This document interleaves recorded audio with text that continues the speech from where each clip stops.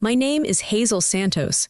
I am 32 years old, and I live in a quiet city 3 hours away from Rochester. I stood silently at the defendant's table. My hands were resting flat on the wood, and I kept my face very calm. Across the aisle, my brother Vincent looked like he had already won. He stood tall, adjusting his expensive suit, and told the judge that my company was a financial disaster. My parents sat right behind him. They were nodding their heads. They looked at me with disappointment, just like they always did. They wanted to see me fail. They wanted to prove that I was nothing without them. But then Judge Holloway stopped speaking. She froze in the middle of a sentence. Her eyes went wide as she looked down at the legal papers in front of her. She read the company name out loud, her voice confused. Apex Defense Systems. She looked up at me, then back at the paper. She knew that name. Everyone in the industry knew that name. My company had just secured a $189 million contract with the Department of Defense. It was headline news. Everyone knew it, except my family. In that instant, the entire mood in the courtroom shifted. The judge looked at Vincent with cold, hard eyes. He didn't know it yet, but he had just walked into a trap of his own making. But before I tell you how everything flipped, like and subscribe, drop a comment. Where are you watching from? My name is Hazel Santos. I am 32 years old. To understand why my family tried to destroy me, you have to understand the house I grew up in. It was a large, cold house in Rochester. It looked perfect from the outside. The lawn was always cut very short. The hedges were straight. The paint was a crisp, clean white. My father, Antonio Morty, made sure everything looked perfect. He owned a chain of luxury car dealerships. In our town, the name Morty meant money. It meant success. But inside that house, it meant competition. There were 3 of us children. Vincent was the oldest. He was the golden boy. He looked just like my father, tall, loud, and confident. From the day Vincent was born, my father decided that Vincent would take over the business. Vincent could do no wrong. If he failed a test, it was the teacher's fault. If he crashed a car, it was the road's fault. Then there was Carla. She was the youngest. She was beautiful and she knew it. My mother, Maria, spent all her time with Carla. They went shopping every weekend. They planned parties. My mother taught Carla that her job in life was to marry a rich man and look good standing next to him. And then there was me, Hazel, the middle child. The mistake, I didn't look like them. I was quieter. I didn't care about clothes or cars or parties. I liked to take things apart. When I was 10, I took apart our toaster because I wanted to see how the heating element worked. My mother didn't see curiosity. She saw a mess. She screamed at me for an hour about how I was unnatural. My father just shook his head. Why can't you be normal, Hazel? Look at your sister. I spent my teenage years hiding in my room.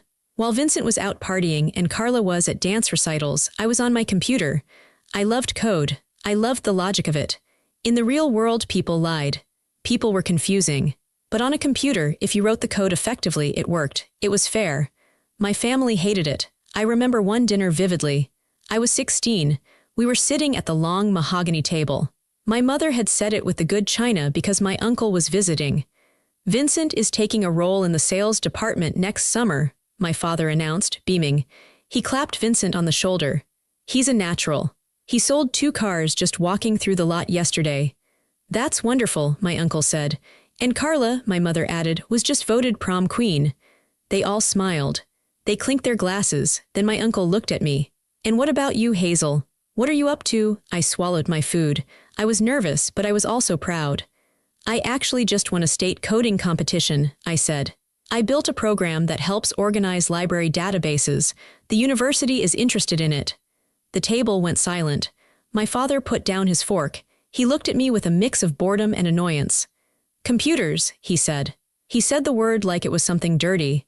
You're wasting your time with that nonsense, Hazel. You can't talk to a computer screen.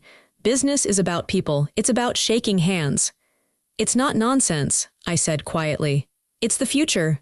It's a hobby for nerds, Vincent laughed. He took a sip of his wine. She just sits in the dark all day, Dad. It's creepy. It is a little strange, my mother agreed, adjusting her pearls. Hazel, you need to focus on your appearance more. No successful man wants a wife who stares at a screen and wears baggy sweaters. I felt my face get hot. I don't want a husband, I said. I want a career, my father laughed. It was a loud, booming sound. A career, doing what? Fixing printers. They all laughed. My uncle, my mother, my brother, they laughed at my ambition. They laughed at my passion. That was the dynamic. They didn't just ignore me. They actively rooted against me. They needed me to be the loser so they could feel like winners. If I succeeded, it made them uncomfortable. It didn't fit the story they told themselves. In the Morty dynasty, Vincent was the king, Carla was the princess, and I was the servant who was supposed to stay in the background. I learned a hard lesson that night. They didn't want my success. They wanted my obedience. They wanted me to be small so they could feel big. By the time I was 22, I had graduated college. I paid for it myself with scholarships and part-time jobs fixing computers. My parents didn't pay a dime. They bought Vincent a condo when he graduated. They bought Carla a brand new convertible. For me, they gave me a card. Inside, my mother had written, "Maybe now you can find a real job and settle down." I realized then that it would never change. I could become the president of the United States, and they would still ask me why I wasn't as popular as Carla. I was starving for their love, but they were feeding me poison. I had to make a choice. I could stay in Rochester, work a low-level job, and come to Sunday dinners to be insulted. Or I could leave. I chose to leave. I left when I was 24. I didn't make a big announcement. I didn't throw a tantrum. I just packed my old Honda Civic with my clothes, my books, and my desktop computer. I moved 3 hours away to a city where nobody knew the name Morty. I had no money. I had no investors. I had no family support. I rented a small, drafty garage behind a mechanic's shop. It wasn't a cool, startup garage like you see in movies. It was dirty. It smelled like oil and old tires. In the winter, it was freezing. I had to wear fingerless gloves so I could type without my hands going numb. I slept on a futon in the corner. I joined a cheap gym nearby just so I could use the showers. I ate instant ramen noodles for lunch and dinner almost every day. Sometimes, if I had a good week, I would buy a bag of apples. It was the hardest time of my life, but it was also the best. Because for the first time, nobody was telling me I couldn't do it. My idea was simple but difficult to build. I wanted to create a new kind of cybersecurity system. Most systems reacted to attacks after they happened. I wanted to build an AI that could predict attacks before they happened. I called it Apex. I worked 18 hours a day. I woke up, coded, ate, coded, and slept. My eyes hurt constantly. My back ached from the cheap chair I sat in. My family barely called. Sometimes my mother would call on a Sunday. The conversations were always the same. "Hazel, are you still in that place?" she would ask. "Yes, Mom. I'm working." "Vincent just got promoted to vice president of the dealerships," she would say. "He bought a boat, a beautiful boat. We're going out on the lake this weekend. It's a shame you're stuck in a garage." "I'm happy for him," I would lie. "When are you going to come home and be reasonable?" she would sigh. "Your father says he can get you a job at the front desk. Answering phones. It pays decent money, Hazel. You could buy decent clothes." "I'm building something, Mom. I don't want to answer phones." "Stubborn," she would say. "You were always too stubborn." I stopped answering the phone as much. It hurt too much. Every call made me feel small again. Every call made me doubt myself. Was I crazy? Was I wasting my life in a cold garage while my brother was buying boats? There were nights I wanted to quit. One night in November, the heater in the garage broke. It was 10 degrees outside. I sat wrapped in 3 blankets, shivering, staring at a line of code that wouldn't work. I was hungry. I was lonely. I started to cry. I thought about calling my dad. I thought about begging him for that receptionist job. I just wanted to be warm. But then I imagined the look on Vincent's face. I imagined him smirking. I imagined him saying, "I told you so." That anger warmed me up more than any heater. I wiped my eyes. I put my hands back on the keyboard. I kept working. The only time I saw them was Christmas. I felt obligated to go. I would drive the 3 hours back to Rochester. I would wear my best clothes, but they were still cheap compared to what Carla wore. I would walk into the house, and it would smell like expensive perfume and roast beef. The tree was perfect. The presents were piled high. Vincent would be there, holding a glass of scotch. He would look me up and down. "Well, look who it is," he would say. "The hermit returns. How's the little computer hobby going, Hazel? Made $1 million yet?" My father would chuckle from his armchair. "Don't tease her, Vincent. At least she's keeping busy." "I'm not teasing," Vincent would say, grinning. "I'm worried. She looks thin. Can you afford food, Hazel? Or do you need me to write you a check?" "I'm fine," I would say, keeping my voice steady. "The business is growing." "Business," Vincent would scoff. It's a science project, Hazel. Real business is bricks and mortar. Real business is inventory. You're playing make-believe. I would sit through dinner, listening to them brag. Vincent talked about his trips to Europe. Carla talked about her fiancé's stock portfolio. My mother talked about the country club gossip. Nobody asked me a single question about my life. Nobody asked how my software worked. Nobody asked if I was happy. I was just a ghost at the table. I would leave as soon as dessert was over. I would drive back to my cold garage, tears streaming down my face. But every time I left, I made a promise to myself. One day, they will know who I am. One day, I won't be the joke. I didn't know how right I was. I didn't know that I was building something that would become bigger than their entire dealership empire. I just kept my head down. I kept coding. I kept surviving. Success didn't happen overnight. It was a slow climb, and then suddenly it was an explosion. By year 4, I moved out of the garage. I got a small office in an industrial park. It wasn't fancy, but it had heat and a real door. I hired my first 2 employees. We got a contract with a mid-sized bank to secure their customer data. It wasn't a fortune, but it paid the bills. For the first time, I could afford a nice apartment. By year 7, Apex Defense Systems had 47 employees. We were building a reputation. My software was faster and smarter than anything else on the market. We started getting calls from bigger clients. Tech companies in Silicon Valley, government agencies. I was working harder than ever, but it was a different kind of work. I wasn't just a coder anymore, I was a CEO. I had to learn how to lead. I had to learn how to negotiate. I met my husband, David, during this time. He was an engineer at a conference. He was the first person who looked at me and didn't see a weird girl. He saw a genius. He saw a leader. When we got married, I took his last name, Santos. I started using Hazel Santos professionally. At first, it was just because I liked the sound of it. But then I realized it was a shield. To the business world, I was Hazel Santos, the CEO of Apex. To my family, I was still Hazel Morty, the failure. I kept the 2 worlds completely separate. I never told my parents about the bank contract.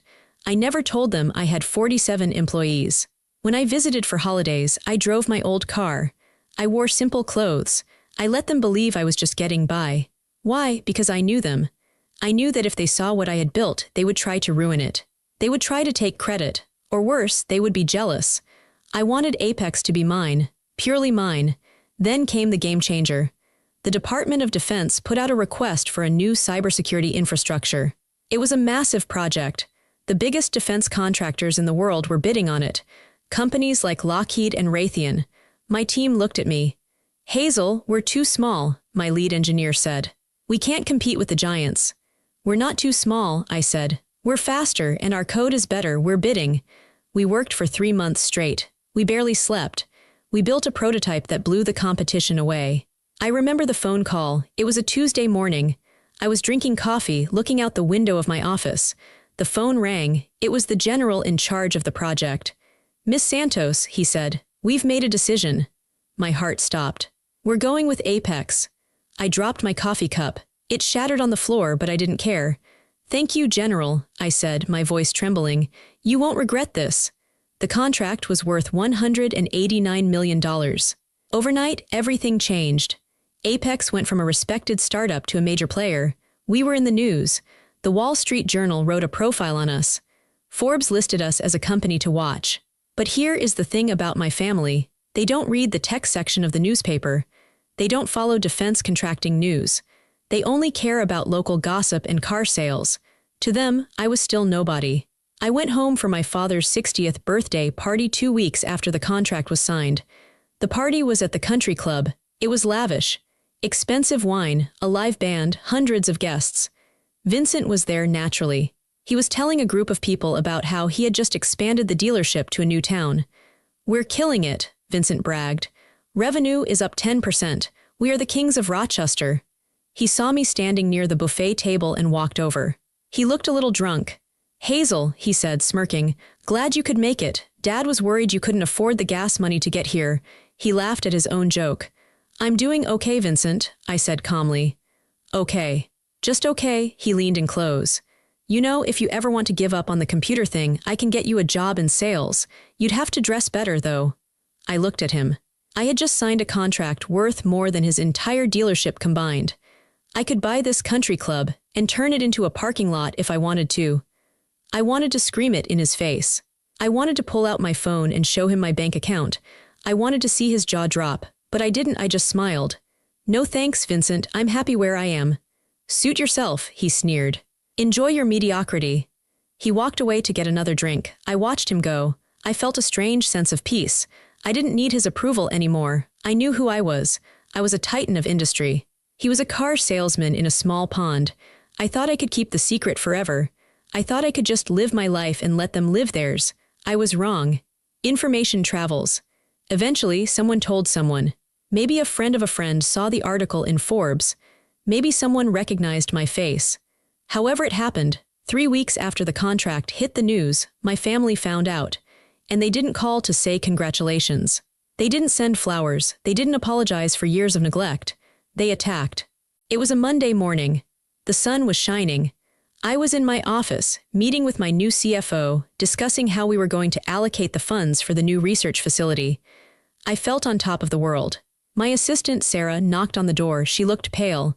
"Hazel," she said, "there's a process server here. He says he has legal papers for you." I frowned. "Legal papers for what?" "He says it's urgent." I went out to the reception area. A man in a cheap suit handed me a thick envelope. "Hazel Morty?" he asked. "Hazel Santos," I corrected him. "Also known as Hazel Morty," he said. "You've been served." He walked away. I opened the envelope right there in the lobby. I pulled out the documents. My eyes scanned the first page, and my blood turned to ice. Petition for involuntary bankruptcy petitioner, Vincent Morty debtor. Hazel Morty / Apex Defense Systems. I couldn't breathe. I read it again. It had to be a mistake. The document claimed that Vincent was a founding investor in Apex. It claimed that 8 years ago, he had loaned me $2 million to start the company. It claimed that I had never paid him back, and that with interest and penalties, I owed him a fortune. It claimed that Apex was insolvent, that we were broke and couldn't pay our debts. He was petitioning the court to seize control of my company, freeze my assets, and force us into bankruptcy to pay him back. "This is insane," I whispered. I flipped to the exhibits. There were copies of contracts. There was a promissory note with my signature on it, but I had never signed it. I looked closely at the signature. It looked like mine, but the loop on the H was wrong. It was a forgery. A good one, but a forgery. I flipped to the bank transfer records attached. They showed a transfer of $2 million from the Morty Family Trust to an account in my name. I felt like I was going to throw up. I had never received a penny from them. They were fabricating everything. I ran back into my office and called my lawyer, Mark Henderson. "Mark, you need to get over here, now." When Mark arrived, he read through the papers. His face grew serious. "Hazel," he said, "this is bad. They've filed this in state court. They're asking for an emergency injunction to freeze your accounts. If they get that, the duty contract is dead. The government won't do business with a company that's in bankruptcy proceedings." "But it's a lie," I shouted. I was pacing back and forth. "It's all a lie. Vincent never gave me money." He laughed at me. He told me I was wasting my time. "I believe you," Mark said calmly. "But they have documentation. Forged or not, it looks real to a judge who doesn't know the history. They are trying to kill the company before it even starts." I sank into my chair. I realized exactly what they were doing. This wasn't about money. My father had money. Vincent had money. This was about control. This was about spite. They had found out that the failure of the family was actually the most successful one of all. They couldn't handle it. It broke their worldview. If I was a success, then their treatment of me wasn't tough love. It was abuse. If I was a genius, then they were the idiots for ignoring me. They couldn't accept that. So they decided to destroy me. They wanted to crush Apex so I would be back at the bottom. They wanted to force me to crawl back to them. "They want to ruin me," I said, my voice shaking. "They want to try," Mark said. He stood up and started gathering the papers.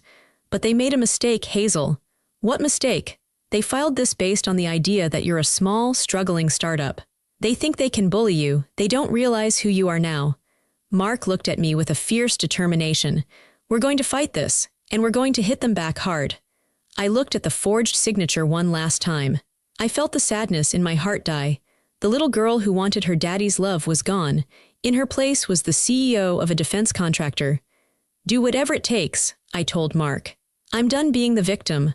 The court date was set for 3 days later. It was the longest 3 days of my life. I didn't sleep.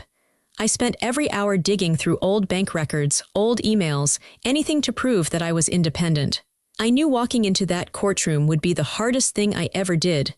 I would have to face my father, my mother, and my brother. I would have to look them in the eye while they tried to destroy my life with lies. But I also knew one other thing. They had no idea what I had become. They were walking into a lion's den, and they thought they were petting a kitten. I was ready walking into the Monroe County Courthouse. That Monday morning felt less like a legal proceeding and more like walking to my own execution. The building was old, built from heavy gray stone that seemed to suck the warmth out of the air. Inside, the floors were polished marble that clicked sharply under the heels of my shoes. The air smelled of floor wax, stale coffee, and anxiety. I was 32 years old. I was the CEO of a company valued at over $300 million. I controlled assets that protected national security. I had negotiated with generals and senators. Yet, as I walked toward courtroom 4 billion, I felt my stomach twist into knots. I felt like the 12-year-old girl sitting at the dinner table, being told I was chewing too loudly. I felt like the teenager being told my interests were weird and wasteful. My lawyer, Mark Henderson, walked beside me. Mark was a calm, steady man with gray hair and a reassuring smile. He carried a thick leather briefcase that contained the truth. Profound silence, Mark whispered as we reached the heavy oak doors. Remember, Hazel, you don't have to say anything until I tell you to. Let them dig their own grave. I know, I said, my voice steady even though my hands were shaking. I'm ready. We pushed open the doors. The courtroom was smaller than I expected, but it felt claustrophobic. The fluorescent lights hummed overhead, casting a sickly yellow glow on everything. And there they were. My family sat on the left side, the plaintiff's side. It was a strategic choice. They wanted to look like the victims. Vincent sat at the counsel table next to his lawyer, a man named Sterling who was known in Rochester for being aggressive, loud, and expensive. Vincent looked immaculate. He was wearing a charcoal gray suit that I knew was custom-tailored. His hair was gelled back perfectly, not a strand out of place. He was leaning back in his chair, tapping a gold pen on the table, looking bored. He looked like a man who had already won. Behind him, in the first row of the gallery, sat my parents. My father, Antonio Morty, was reading a newspaper, as if he were waiting for a barber appointment rather than watching his daughter be sued for bankruptcy. He wore his signature tan coat, looking every bit the respected businessman. My mother, Maria, sat next to him. She was inspecting her fingernails, frowning slightly at a chip in her polish. She wore a silk scarf and her pearls. They looked so comfortable, they looked so righteous. They didn't look at me when I entered. It was a power move, I knew it well. By ignoring me, they were saying I was beneath their notice. They were saying I was already gone. I walked to the defendant's table on the right side and sat down. The wood of the table was cold. I clasped my hands together to stop them from trembling. All rise, the bailiff bellowed, his voice echoing off the high ceiling. Judge Holloway entered the room. She was an intimidating woman in her 60s, with steel gray hair cut in a sharp bob and glasses perched on the end of her nose. She didn't look like someone who suffered fools. She swept up to the bench, her black robes rustling, and sat down. "Be seated," she said, her voice dry and authoritative. She opened the file in front of her. "This is case number 24CV-892, Vincent Morty versus Hazel Morty and Apex Defense Systems. Petition for involuntary bankruptcy." She looked over her glasses at the room. "I have reviewed the initial filing. Mr. Sterling, you may proceed with your opening statement." Mr. Sterling stood up. He buttoned his jacket with a flourish and walked toward the center of the room. He didn't look at the judge. He looked at the few people in the back of the courtroom, performing for an audience. "Your Honor," Sterling began, his voice smooth and oily, filled with fake sorrow. "We are here today because of a family tragedy. This is not just a case about money. It is a case about betrayal. It is a case about a brother trying to help a sister and being taken advantage of." I felt the anger rise in my throat, hot and acidic. I bit the inside of my cheek to keep my face neutral. 8 years ago, Sterling continued, pacing back and forth, my client, Mr. Vincent Morty, made a generous investment. He gave his younger sister, Hazel, $2 million of his own personal savings. He did this because she had a dream. She wanted to start a computer company. He said computer company, the way one might say lemonade stand. He believed in her, Sterling said, gesturing to Vincent, who looked down at the table, pretending to be sad. He wanted her to succeed. But sadly, Miss Morty did not have the business acumen to manage such a gift. She took the money. She squandered it on frivolous ideas. And now, 8 years later, her company, Apex Defense Systems, is a shell. My mother dabbed her eyes with a tissue. I stared at her back. I wondered if she actually believed the lies, or if she just didn't care as long as Vincent won. The company has no assets, Sterling declared, raising his voice. It has no revenue. It is a financial disaster. It is insolvent. My client simply wants what is left of the assets frozen so he can recover pennies on the dollar before Miss Morty wastes the rest of it. Lies, I whispered to myself. We have the evidence, Your Honor, Sterling said. We have the promissory note, signed by Miss Morty. We have the bank transfer records. It is an open and shut case of financial mismanagement and breach of contract. He walked back to his table and handed a thick stack of papers to the clerk. Plaintiff's Exhibits A through D. Judge Holloway took the papers. She adjusted her glasses. The room went silent. The only sound was the rustling of paper as she turned the pages. Miss Morty, the judge said, not looking up. You are representing yourself with counsel. Yes, Your Honor, Mark said, standing up. Mark Henderson for the defense. Does your client deny these debts? The judge asked. Categorically, Your Honor, Mark said firmly. Miss Morty denies ever receiving a loan from her brother. She denies signing these documents, and she denies that her company is insolvent. Vincent let out a loud, scoffing laugh. It was sharp and cruel. Oh, give me a break, he muttered, loud enough for the microphone to catch. She's broke, Judge, look at her shoes. My father chuckled behind him. Judge Holloway looked up sharply. Her eyes narrowed. Mr. Morty, she said, her voice cutting like a knife. You will remain silent unless spoken to. Is that clear? Vincent slumped a little in his chair. Yes, Your Honor. The judge turned back to the papers. She looked bored. To her, this was just another family dispute. Another messy squabble over money. She flipped past the promissory note. She flipped past the bank records. Then she reached the cover sheet of the bankruptcy filing. She traced a line of text with her finger. Apex Defense Systems, she read out loud. She stopped. Her finger froze on the page. She blinked once, twice. She leaned forward, bringing her face closer to the paper. She frowned, a deep crease appearing between her eyebrows. Apex Defense Systems, she said again. This time her voice wasn't bored. It was confused. She looked up. She looked at Vincent. Then she looked at me. Then she turned to her computer monitor on the bench. We watched her type. The clicking of her keyboard was rapid staccato. She clicked her mouse. She stared at the screen for a long time. The silence in the room stretched out, becoming heavy and suffocating. My heart was pounding in my chest. Here it comes, I thought. Judge Holloway looked back at the paper, then back at the screen. She took off her glasses slowly and set them on the bench. Mr. Sterling, she said. Her voice was very quiet. You stated in your opening argument that the defendant's company is a shell with no revenue and no future. Is that correct? Yes, Your Honor, Sterling said, looking a little unsure now. That is what my client's investigation revealed. It's a failing startup. A failing startup, the judge repeated. She picked up a piece of paper from her desk. Are you aware, Judge Holloway asked, her voice rising slightly, that a company named Apex Defense Systems was featured on the front page of the Wall Street Journal 3 weeks ago? Sterling blinked. I don't follow the financial news closely, Your Honor. Well, you should, the judge snapped. She turned to me. Miss Morty, or Miss Santos, as I see listed here as your married name. I stood up. Yes, Your Honor. Is your company the same Apex Defense Systems that was just awarded the Level 4 cybersecurity infrastructure contract for the Department of Defense? Yes, Your Honor, I said clearly. The contract valued at $189 million. Yes, Your Honor, that is the base value. With options, it is over $200 million. The courtroom erupted into silence. It was a silence so profound it felt like the air had been sucked out of the room. My father dropped his newspaper. It hit the floor with a soft slap. What? He whispered. That's impossible. Vincent turned pale. All the color drained from his face, leaving him looking like wax. He stared at me, his mouth hanging slightly open. $189 million, Judge Holloway repeated, looking at Vincent with eyes that were now cold and dangerous. Mr. Morty, you are petitioning this court to declare a prime defense contractor bankrupt. You are asking me to freeze the assets of a company that is currently securing national military secrets. Vincent stood up, his legs shaking. I didn't know, he stammered. She never told us. She lives in a dump, she drives a Honda.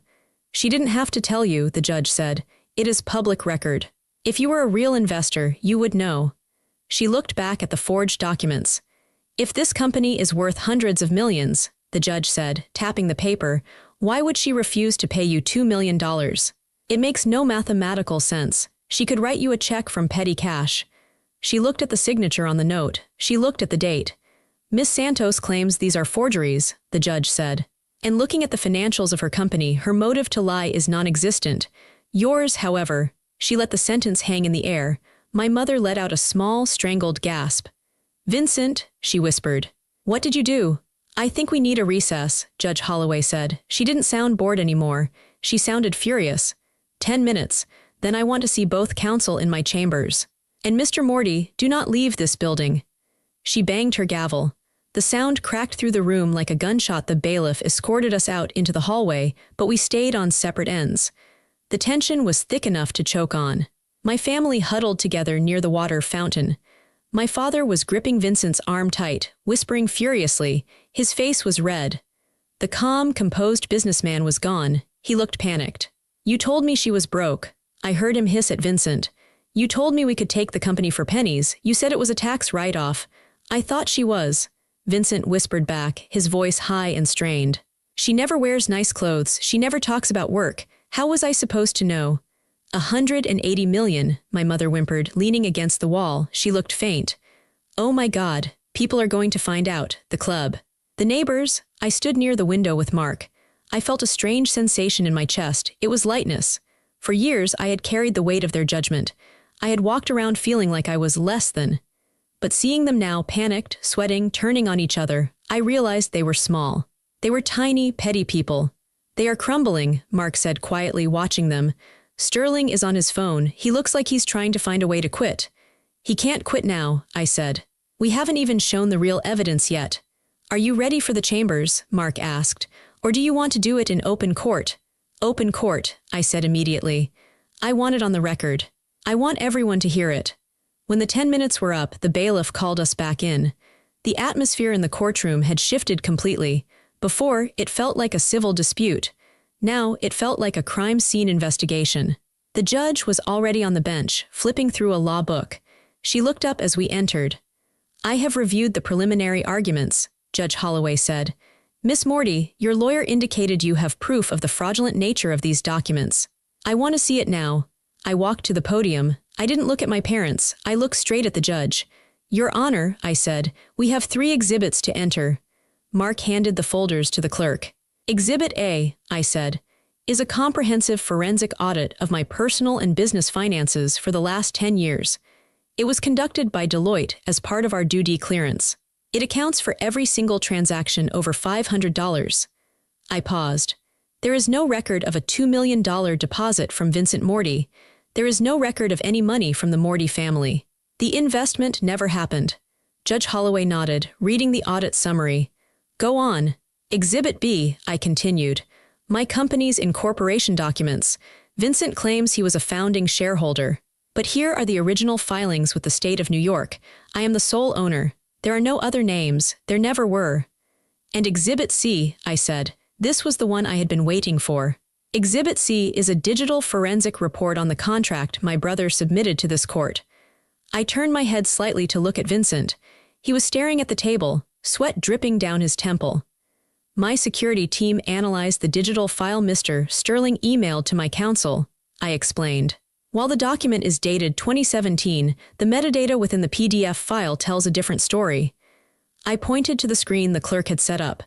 The document was created, I said, my voice ringing out, last Tuesday. 6 days ago, at 4:15 p.m. A gasp rippled through the small audience. Furthermore, I said, the metadata shows the author of the document. It was created on a computer registered to Morty Auto Group Vincent Office. And the software used to create it was a version of Adobe Acrobat that wasn't released until 2023. I looked at the judge. It is impossible for me to have signed this document 8 years ago, Your Honor. Because this document didn't exist until last week. Judge Holloway stared at the report. Her face was a mask of cold fury. She took off her glasses slowly. She looked at Mr. Sterling. "Mr. Sterling," she said. Her voice was dangerously quiet. "Did you know this document was a forgery?" "Your Honor, Sterling stammered. He was backing away from the table, physically distancing himself from Vincent. "I had no idea. I relied on my client's representations. If this is true, I must move to withdraw as counsel immediately." "Denied," the judge barked. "You will sit there and listen to the mess you helped create." She turned her gaze to Vincent. It was a look that could have stripped paint from a wall. "Mr. Morty, stand up." Vincent tried to stand. His knees buckled, and he had to grab the table for support. He looked terrifyingly young in that moment. Not the arrogant businessman, but a scared child. "You came into my courtroom," Judge Holloway said, her voice rising with every word. "You swore an oath on the Bible. And you presented forged documents to this court in an attempt to hijack a federal defense contractor." Vincent couldn't speak. He was hyperventilating. "Do you know what that is, Mr. Morty?" the judge asked. "That is perjury. That is fraud upon the court. That is filing false instruments." She leaned forward. "And given that the victim is a 2D contractor," she added, "you have likely committed federal wire fraud and interference with national security operations."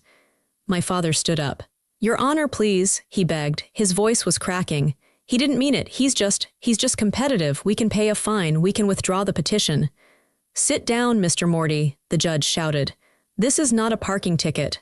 Your son tried to use the legal system as a weapon to destroy his sister's life and business. You don't just pay a fine for that." She turned to the bailiff. "Dismiss the petition with prejudice," she ordered. "And officer, take Mr. Vincent Morty into custody immediately.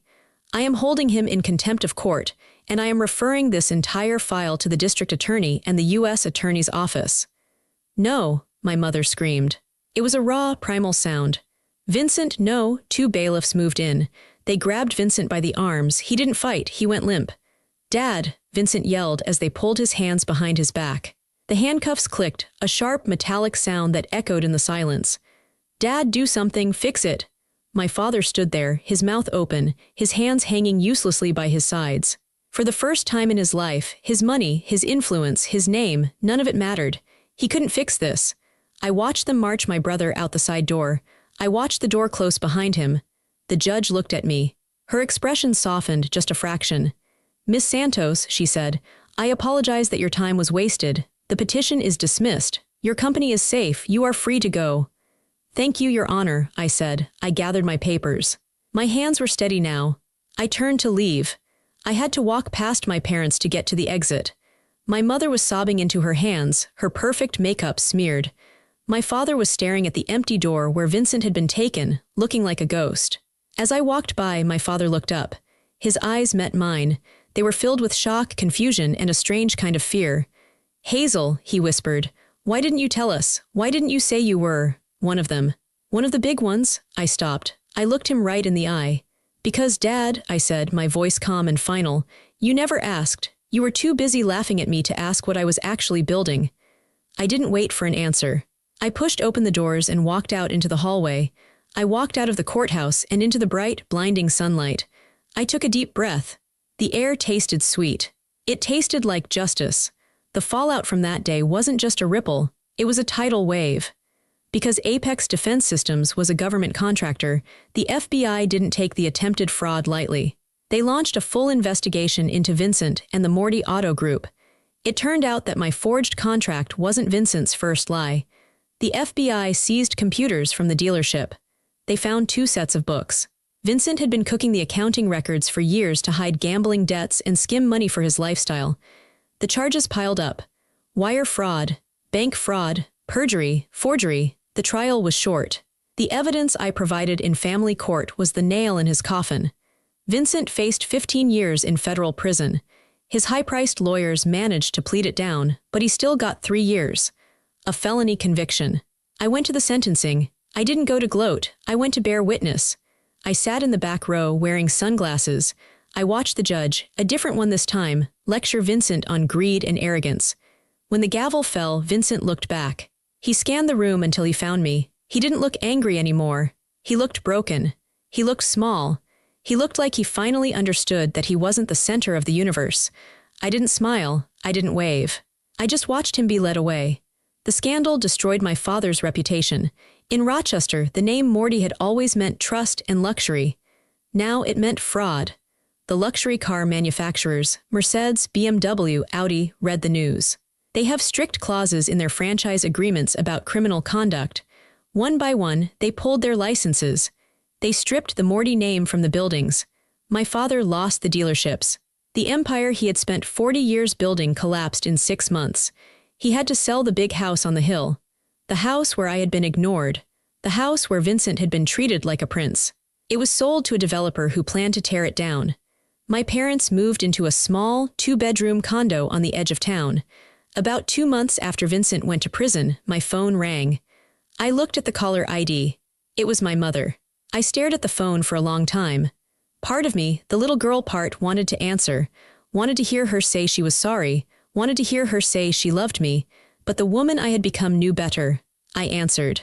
"Hello, Hazel," her voice sounded weak. Older. "Hazel, it's Mom."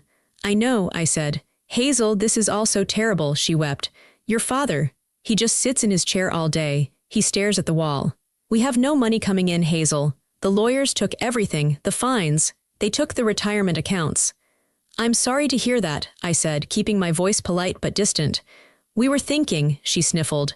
"We read in the paper. Your company, the stock is doing so well. Maybe you could help us, just a loan. Until Dad gets back on his feet. We are family, Hazel." I almost laughed. It was a dark, bitter laugh that stayed inside my chest. It was absurd. After everything, after the neglect, the mockery, the forged documents, the attempt to destroy my life, she still thought she could ask. She still thought I owed them. "Mom," I said. "You sat in that courtroom." You sat there," I interrupted, my voice hardening. "You watched Vincent lie. You watched him try to steal my company. And you nodded, you smiled. You wanted him to win. You wanted to see me fail because it made you feel better about yourselves." "I didn't know it was illegal," she wailed. "I just wanted the family to be together. I thought you were struggling." "Stop," I said. "Stop lying. You didn't care if I was struggling. You preferred it. It made Vincent look better." "But we're your blood," she cried. "We're your parents. You can't let us starve." "You won't starve," I said. "You have a condo. You have social security. You just won't be rich. You won't be the kings of Rochester anymore." "Hazel, please." "Blood isn't enough, Mom," I said. "You broke the contract of family a long time ago. I don't owe you anything." I hung up the phone. My hand was shaking, but not from fear, from adrenaline, from the finality of it. I blocked her number. Then I blocked my father's number. Then there was Carla, my perfect sister, the one who never had a hair out of place. She wrote me a letter. It arrived at my office a week later. It was on expensive, heavy stationery that smelled of lavender. "Dear Hazel, I hope you are well. I wanted to reach out and tell you how shocked I was by what Vincent did. I had no idea. You have to believe me, I am so proud of your success. I'm writing to tell you that I'm separating myself from Mom and Dad. They are toxic. They are stuck in the past. I'd love to come visit you. I heard you bought a house in the Hudson Valley. Maybe we could get coffee. I'm actually looking for investors for a fashion boutique I want to open. I have a great business plan. I thought, as sisters, we should stick together. Women supporting women, right? Love, Carla." I read it twice. It was transparent. It was pathetic. She saw the ship sinking. The Morty ship was going down, and she was trying to jump onto my yacht. She didn't want a sister. She didn't want a relationship. She wanted an investor. She wanted my money to replace the money Dad couldn't give her anymore. I took a black marker. I wrote 2 words across the front of the letter, "No thanks." I put it in a fresh envelope and mailed it back. I had cut the cord. It was painful, like cutting off a limb that had turned gangrenous. It hurt, but it was necessary to save the rest of the body. If I kept them in my life, the infection would spread. They would poison my marriage, my company, my happiness. I was alone in terms of blood relatives. But for the first time in my life, I didn't feel lonely. I felt clean. With the lawsuit behind me, a strange thing happened. I stopped looking over my shoulder. Apex Defense Systems didn't just survive, it soared. The publicity from the trial actually helped us. It showed the world that we were a company with a fierce, protective leader. It showed that our ownership was solid and legally tested. Over the next 5 years, we grew from 47 employees to 156. We moved out of the rented office park and built our own headquarters, a beautiful glass and steel building surrounded by woods. It was quiet, it was peaceful. It was the opposite of the chaotic, performative house I grew up in. I worked hard, but I also learned to live. David and I bought a house. It wasn't a showy mansion with columns and statues like my father's.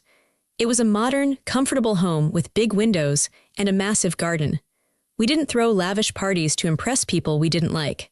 We had barbecues with our friends, real friends, people who liked us for our jokes and our company, not our bank accounts. Then the best thing happened. I got pregnant. When our daughter Alina was born, my whole world shifted again. I remember holding her in the hospital room. It was 3 a.m. The world was asleep. She was so small, wrapped in a pink blanket. Her eyes were dark and curious, looking up at me. I looked at her, and I felt a fierce, terrifying love. I looked at her tiny hands, her fragile breath, and I realized something profound. I realized how easy it was to love her. It wasn't work, it wasn't conditional. I didn't need her to be smart or pretty or successful. I just loved her because she existed. I started to cry. David woke up and came over. "What's wrong?" he whispered, stroking my hair. "I just realized how awful they were," I sobbed. "My parents. It wasn't that I was a difficult child, David. It wasn't my fault. They were just broken. They were incapable of loving anything that didn't make them look good." "I know," David said, kissing my forehead. "But you're not them." "I will never let her feel like she isn't enough," I vowed, holding Alina tighter. "Never." As Alina grew, I kept that promise. When she wanted to wear mismatched socks, I told her she looked cool. When she drew a scribbly picture of a cat that looked like a potato, I framed it and put it in the kitchen. When she wanted to play in the mud, I put on old jeans and played with her. I saw her confidence grow. She was loud. She was funny. She was secure. She didn't know what it felt like to be criticized for breathing. One afternoon, when Alina was 3, we were playing in the garden. The sun was setting, casting a golden light over the grass. My phone buzzed in my pocket. It was a text from an unknown number. I opened it. "Hazel, it's Dad. I heard from a friend that you had a daughter, a granddaughter. Mom and I would love to see her. We're old now, Hazel. We've learned our lesson. Please. Let us meet her. Don't keep her from her family." I stared at the text. My heart skipped a beat. I looked up at Alina. She was chasing a butterfly, laughing, her hair flying in the wind. She was pure joy. I imagined my father walking into this garden. I imagined him making a comment about her hair being messy. I imagined my mother comparing her to Carla's imaginary children. I imagined them whispering their toxic expectations into her ear, planting seeds of doubt that would grow for 20 years. I felt a cold chill run down my spine. "No," I whispered. I didn't reply. I didn't explain.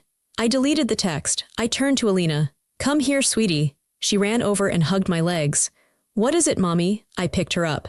She smelled like grass and baby shampoo. I buried my face in her neck. "I love you just the way you are," I told her. "You don't have to be anything else, ever." "I know, Mommy," she said, giggling. I whispered to her, even though she couldn't understand the full meaning yet. "Your grandparents won't be part of your life," I said softly. "That's not punishment for them, that's protection for you." That was my revenge. My revenge wasn't yelling. It wasn't suing them back. It wasn't ruining them. My revenge was being happy. My revenge was raising a daughter who would never know their toxicity. My revenge was breaking the cycle.